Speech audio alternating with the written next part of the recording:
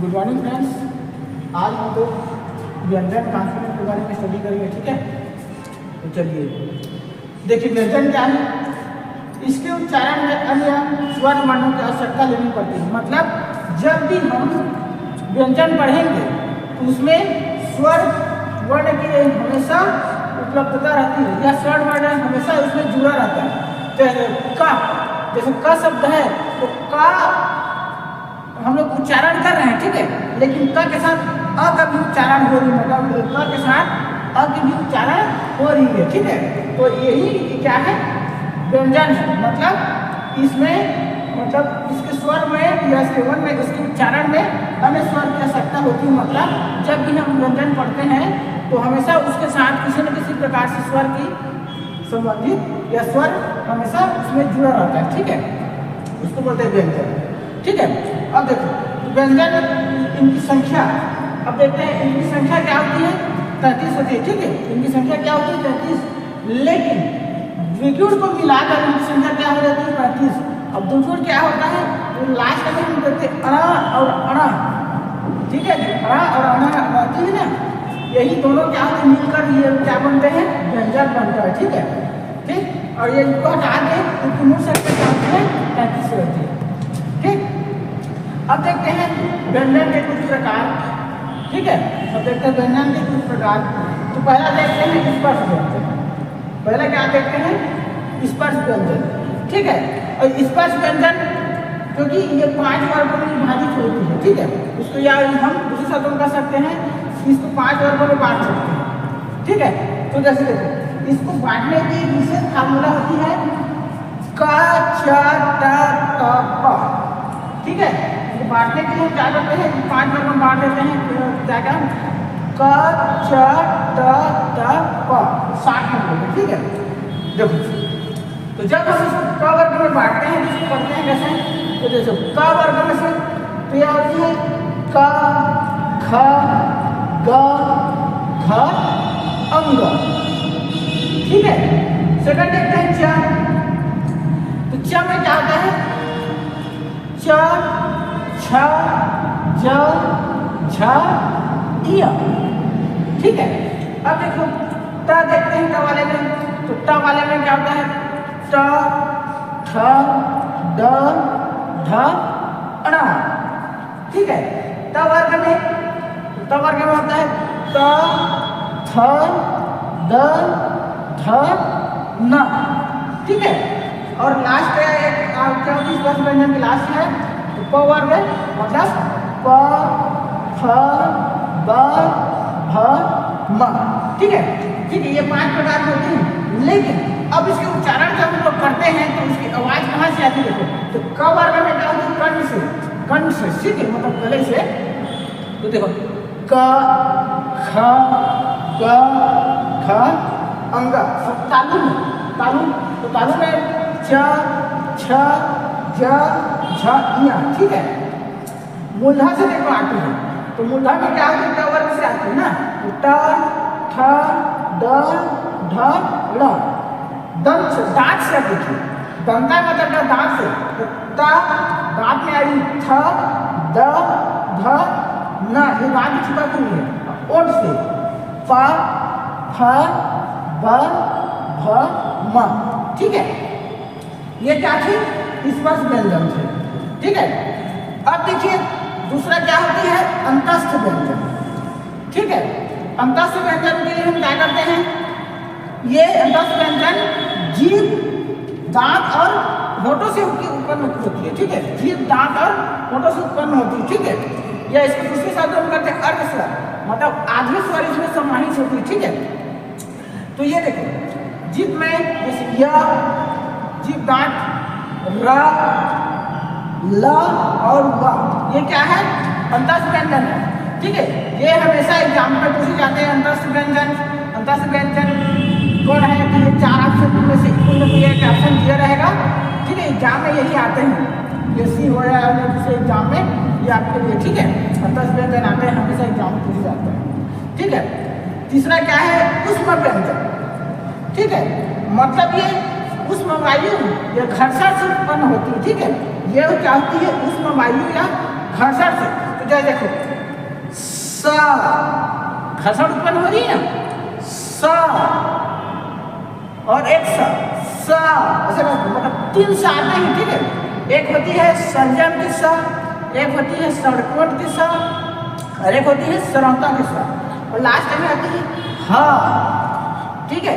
ये क्या होती है उस प्रकार से होती है ना, ये भी आपको क्वेश्चन में पूछे जाते हैं क्या हो उसमें व्यंजन, तो चारों में से तीनों की ऑप्शन में ये रहेंगे स ह या 10 व्यंजन में रहेंगे क्या, तो यह रहा लव, ठीक है। चलिए आगे नेक्स्ट देखते हैं। देखिए अब चौथा क्या है, संयुक्त व्यंजन, ठीक है। ठीक, संयुक्त व्यंजन मतलब एक दूसरे से संयुक्त होना, ठीक है। मतलब एक से दूसरे का संयुक्त होना, ये कितने प्रकार के होते हैं, 4 प्रकार के होते हैं। अच्छा अच्छा, ठीक है। तो अच्छा के उच्चारण में क्या थे, ये आधा क भी रहता है और स, ये क और स मिलकर क्या बनता है, ये अच्छा होते हैं, ठीक है। इसको बोलते हैं हम लोग छतरी, छतरी के अच्छा ऐसा करते, ठीक है।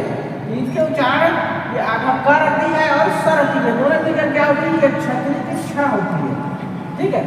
उसके बाद देखते हैं त्र, ठीक है। ये क्या होती है त्र, तो ये इसमें त्र में आधा ता और र मिलकर बनता है, ठीक है। ये होती है त्र, ठीक। अब देखिए तीसरा क्या है इसमें ज्ञा, तो ज्ञा मतलब आधा इसमें ज्या रहता है और या रहता है, तो आधा ज्या और या मिलकर क्या बनता है ज्ञा। और उसके बाद होती है लास्ट में स्र, तो स्र मतलब आधा स और र, ये दोनों मिलकर क्या होते हैं स्र होते हैं, ठीक है। ये संयुक्त व्यंजन हमेशा एग्जाम में पूछा जाता है, ठीक है। संयुक्त व्यंजन तो इसमें चारों ऑप्शन में से कोई दिया जाएगा, ठीक है। यह होता है या हम लोग दूसरे शब्दों में इसको पढ़ते हैं एकदम साक्षात क्षत्रज्ञ शब्द होते हैं, इसको क्या पढ़ते हैं क्षत्रज्ञ स्र, ठीक है। ठीक, उसके बाद देखते हैं ये द्विजुड़ व्यंजन, ठीक है। ये द्विजुड़ व्यंजन या इसको दूसरे शब्द में बोलते हैं उच्छिष्ट व्यंजन, ये लास्ट में रहता है, ठीक है। ये लास्ट में रहता है, जिसको हम दूसरे शब्द में बोल सकते हैं अड़ा और अढ़ा, अढ़ा और अढ़ा बोलते हैं ना, अड़ा और अढ़ा, ठीक है। ये दोनों लास्ट में जुड़ा रहता है, ठीक है। इसको बोलते हैं द्विजुड़ व्यंजन या उच्छिष्ट व्यंजन, ठीक है। यही क्या है आपका संयुक्त व्यंजन जो है आपका पाठ को खत्म हो जाती है, ठीक है। आगे देखते हैं, देखिए अब देखते हैं अल्पप्राण से रिलेटेड, ठीक है। अल्पप्राण किसके अंदर आते हैं, तो इसके उच्चारण में मुंह से गर्म वायु की प्रक्षेपण कम होती है, ठीक है। मतलब उच्चारण मतलब ये कम होती है, ठीक है, आवाज कम होती है, ठीक है। ठीक, अब इसको भी उपयोग करने के लिए क्या होता है, इसके प्रत्येक वर्ण के प्रथम तृतीय और पंचम वर्ण इसमें सम्मिलित की जाते हैं। तो जैसे देखो प्रत्येक वर्ण के प्रथम वर्ण क्या है, उसके उच्चारण में क पहला हो गया, ग और ये अगला, ठीक है। ये प्रथम हो गया, ये तृतीय हो गया, ये पंचम वर्ण हो गया। इसी तरह से च, ज और य, ठीक है। उसके बाद दूसरे में ट, ड और अड़, त, द और न, प, ब और म, ठीक है। इसमें ये सब अल्पप्राण से रिलेटेड क्वेश्चन में ये सब आते हैं ना, ठीक। इनसे पूछा जाता है कोई ना कोई वर्ड दे दिया जाएगा और अल्पप्राण है तो इनमें से कुछ शब्द दे दिया जाएगा ऑप्शन में, ठीक है। उसके बाद देखते हैं इसी और अल्पप्राण में क्या आते हैं, दूसरा सभी अंतस व्यंजन आते हैं, ठीक है। या तो ये डाल दिया जाएगा एग्जाम में या अंतस व्यंजन को डाल दिया जाएगा कि अल्पप्राण है, तो ये अंतस व्यंजन भी या अंतस व्यंजन में भी ऑप्शन में रहेंगे, ये भी क्या है अल्पप्राण से रिलेटेड है, ठीक है। ये अल्पप्राण का भी क्या है उदाहरण है, तो अंतस व्यंजन या ये किसमें अंतर्गत आएंगे, तो ये अल्पप्राण के अंतर्गत आएंगे, ठीक है। देखिए अब देखते हैं महाप्राण, ठीक है। पहले अभी देखा है अल्पप्राण, अब देखते हैं महाप्राण। देखो महाप्राण के उच्चारण मुंह से गंध वायु की प्रक्षेपण भी निकलती है और साथ ही साथ हकार की आवाज भी आती है, ठीक है। इसको बोलते हैं महाप्राण। ठीक है, मतलब इसके उच्चारण में मुंह से गर्म वायु का प्रक्षेपण भी निकले और साथ ही साथ मुंह से हकार भी निकले। ठीक है, इसको बोलेंगे हम लोग महाप्राण। ठीक है, तो महाप्राण ये क्या होती है, ये प्रत्येक वर्ण के दूसरा और चौथा वर्ण आते हैं। ठीक है, ये इसमें प्रत्येक वर्ण के दूसरा और चौथा। तो चाहे देखो पहला इसमें पहले देखते हैं प्रत्येक वर्ण का दूसरा, ये ख क्या है दूसरा है और ख क्या है चौथा। मतलब पहला क्या रहता है क, दूसरे में ख, तीसरे में ग, चौथे में घ और पांचवें में अंग रहता है। ठीक है, तो ये दूसरा क्या है, इसमें ख है और चौथा क्या है घ। इसी तरह से दूसरा क्या होती है छ और चौथा क्या होती है झ। इसमें दूसरा क्या होती है ठ और चौथा क्या होती है ढ। इसमें दूसरा क्या होती है ठ, चौथा क्या होती है थ। इसमें दूसरा क्या होती है ठ, इसमें चौथा क्या होती है भ। है ना, ओके ना। क ख, तो ये ख दूसरा हो गया, ग घ क्या हो गया चौथा, और क ख ग घ अंग पांचवा होती है। इसी तरह से च है तो सेकंड में क्या है छ, तो तीसरे में ज और चौथे में झ, पांचवे में क्या होती है या। इस तरह से पहले में ट तो दूसरे में ढ, तीसरे में द, चौथे में ढ, पांचवे में क्या होती है व। इसी तरह से पहले में ट तो दूसरे में थ, तीसरे में द, चौथे में ध और पांचवे में क्या होती है न। इसी तरह से इसमें पहले क्या होती है प तो दूसरे में फ, तीसरे में ब, चौथे में भ और लास्ट में म होती है। ये सब क्या है दूसरा और चौथा, ये इसमें आती है महाप्राण में। ठीक है, और उसके साथ साथ सभी इसमें उष्ण व्यंजन भी रहता है ना। इसमें क्या होती है, इसके साथ साथ सभी उष्ण व्यंजन भी रहता है। तो सभी उष्ण व्यंजन क्या है स स और ह। ठीक है, तो ये महाप्राण से रिलेटेड ये एग्जाम में रहेंगे कि महाप्राण है, ये सभी इसमें का आसन में जो दिया रहता है। ठीक है,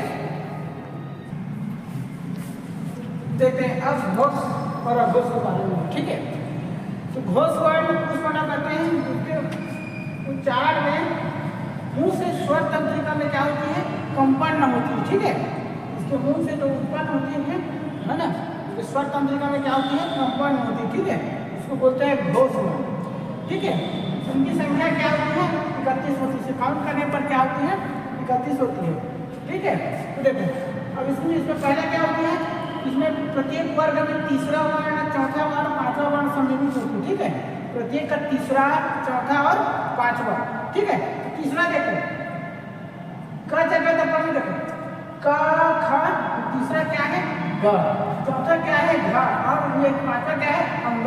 तो तीसरा, चौथा और पांचवा हो रही है ना, क ख सामने निकल जा रही है, उसके बाद ग घ अंग। ठीक, इस तरह से च छ बाहर निकल गया। अब इसमें क्या है ज झ और इ।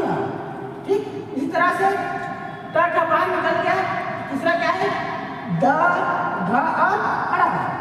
ठीक है, इसी तरह से इसमें तीसरा क्या है त ख बाहर निकल गया, द घ और न। इसी तरह से इसमें लास्ट में प फ बाहर निकल गया, क्या हो गया ब भ और म। अब इसी के साथ साथ इस घोष में क्या होती है सभी अंतस्थ व्यंजन भी आते हैं।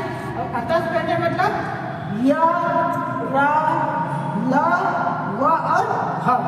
ठीक है, ये सभी क्या है ये घोष है। ठीक है, और उसके बाद देखिए इसके साथ साथ तीसरा में क्या होता है सभी स्वर होते हैं।